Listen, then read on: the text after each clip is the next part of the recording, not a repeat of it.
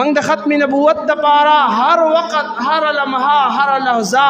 دا تیار یو کدی د پاره زمنګ د اینی ضرورت راشي کړه ختم نبوت د پاره زمنګ د بدن ضرورت راشي کړي د پاره زمنګ د مال ضرورت راشي کړي د پاره د جان ضرورت راشي نو ان شاء الله موږ د دې لپاره به موږ تیار یو هر وخت به تیار یو ولی چې نبی صلی الله علیه وسلم ته سبا د قیامت په ورځ باندې عص کې غړی ولاړ یو داغه ته مسترګي خط نه داغه د تباره به موږ داغه ته مسترګي اوچتي نبی صلی الله علیه وسلم ته به موږ سر خرو یو موږ به وته ولاړ یو لګی دي د خپل کلمې د لپاره پرچار کوي نو موت لهم پکار دي چې د خپل ختم نبوت د عقیدې د لپاره پرچار وکړو د دینه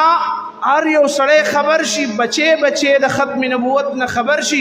بچي د ختم نبوت د عقیدې نه خبر وي چې ختم نبوت عقیده څه ته ویل کیږي پیغمبر صلی الله علیه وسلم اخیری پیغمبر دی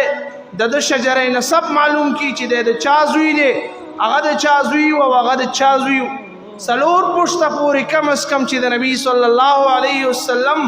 مونږ ته معلومات وي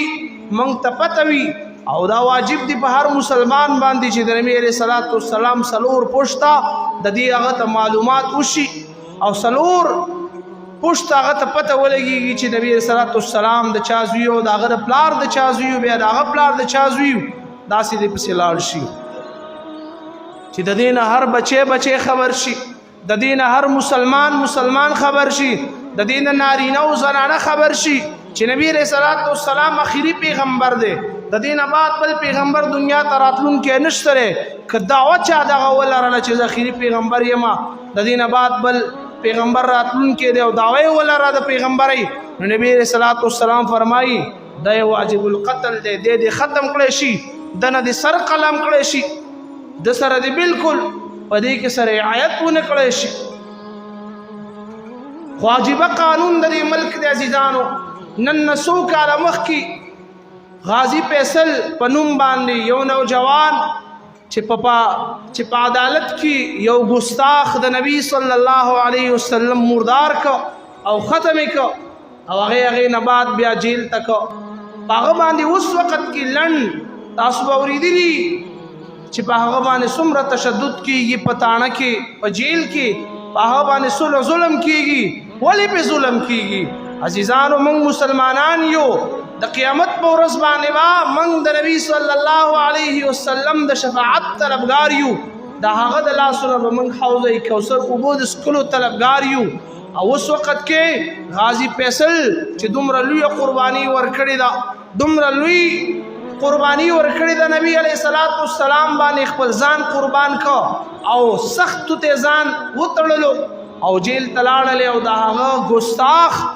چې هغه ختم کو مرداري کو او په جیل کې په هغه باندې تشدد کیږي هغه باندې ظلم کیږي هغه باندې زیاتې کیږي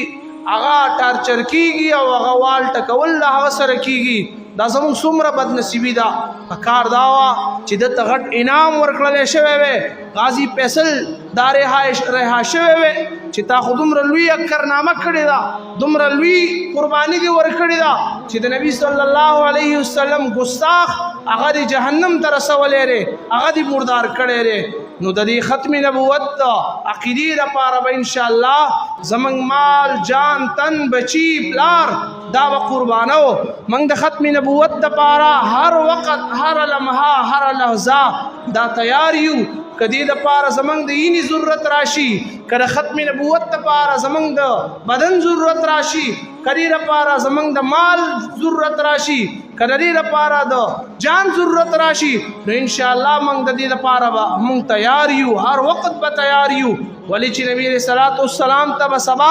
د قیامت په ورځ باندې عص کې غړی ولاړ یو داغه ته مسترګي خط نه داغه د تباره به موږ داغه ته مسترګي اوچتي نبی صلی الله علیه وسلم ته به موږ سر خرو یو موږ به وته ولاړ یو